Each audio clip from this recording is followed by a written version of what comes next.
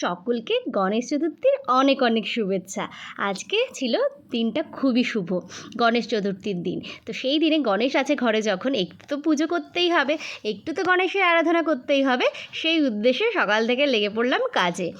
বরকে বলেছিলাম একটু আখের গুড় নিয়ে আসতে, যেহেতু গণেশ দেবের মুড়ির মোয়াটা খুব পছন্দের, সেহেতু ভেবেছিলাম একটু মুড়ির মোয়া বানাবো। তো একদম দলা দলাই ছিল, ওটাকে একটু ভালো করে জলে ফুটিয়ে একদম আঠালো ভাবটা করে নিলাম। তারপরে দিয়ে দিলাম মুড়ি, গ্যাসের ফ্লেমটাকে একদম বন্ধ করে দিয়ে মুড়িগুলোকে একটু নাড়িয়ে চাড়িয়ে মাখিয়ে নিচ্ছিলাম গুড়ের সঙ্গে ভালোভাবে। এই সময় কিন্তু গ্যাসের ফ্লেমটা বন্ধ করে না দিলে মুড়িগুলো একদম বেশি টেনে নেবে, গুড়টা আরও বেশি মানে হয়ে যাবে, শুকনো ভাবটা হয়ে যাবে। সেহেতু এখানে মুড়ির দেওয়ার সময় গ্যাসের ফ্লেমটা একদম বন্ধ করে দিতে হবে। ব্যাস, গ্যাসের ফ্লেমটা বন্ধ করে মুড়ি দিয়ে ভালোভাবে অল্প অল্প মুড়ি দিয়ে মিশিয়ে নিচ্ছিলাম। একবারে বেশি মুড়ি দিয়ে দিলে কিন্তু পরিমাণটা একদমই বোঝা যায় না, সেহেতু আমি অল্প অল্প করে মুড়ি দিয়েই মাখিয়ে নিচ্ছিলাম। ব্যাস, এদিকে আমার মাখানো কমপ্লিট হয়ে গেল। এটা কিন্তু পাকানো খুব একটা ডিফিকাল্ট জিনিস, জানো তো। হাতে এত গরম লাগে, আমি তো পাকাতে ভীষণ কষ্ট হয়। আর একা একা ছিল, সাথে কেউ থাকলে পাকাতে অত কষ্ট হয় না, কিন্তু একা একা যেন পাকাতে বড্ড কষ্ট হয়।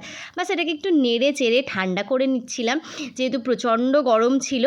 আমি একদম হাতই লাগাতে পারছিলাম না, দেখো একদম এত গরম লাগছিল হাতে।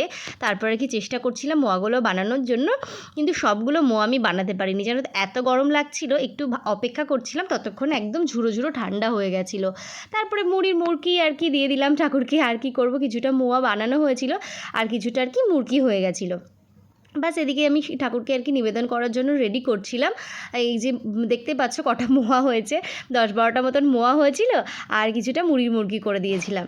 আগের বার জানো তো কী সুন্দর বানিয়েছিলাম ঠাকুরের জন্য মোদক, এইবার না সময় সুযোগ কোনোটাই হয়ে উঠলো না। সেহেতু আমি দোকান থেকে অগত্যা কিনে আনতে হলো। আর কি করা যাবে বলো, তবুও দোকানে যে পাওয়া যায় ভোগে আর কি নিবেদন করতে পারি, এটাই অনেক। তো তারপরে একদম ভগবানের ভীষণ প্রিয় গণেশজির দিয়ে দিলাম লাড্ডু, তার সাথে ছিল মোদকটা ছিল একদম সন্দেশের। আমাদের এখানে লোকাল দোকানেই পাওয়া যায়, কিন্তু মোটামুটি ভালোই বানায়। আর সাথে দিয়ে দিলাম গোটা ফল, একটু আপেল দিলাম, একটু লেবু দিলাম, আর যেহেতু নারকেল পছন্দ গণেশজির খুবই, সেহেতু একটু গোটা নারকেলও দিয়ে দিলাম। বাস, এই যে আমি ভগবানকে নিবেদন করে দিচ্ছি। আমার ছোট্ট গনুদাদাকে আমি ভোগ নিবেদন করছিলাম, তোমাদের সাথে একটু শেয়ার করে দিলাম আমার ছোট্ট গণেশজিকে।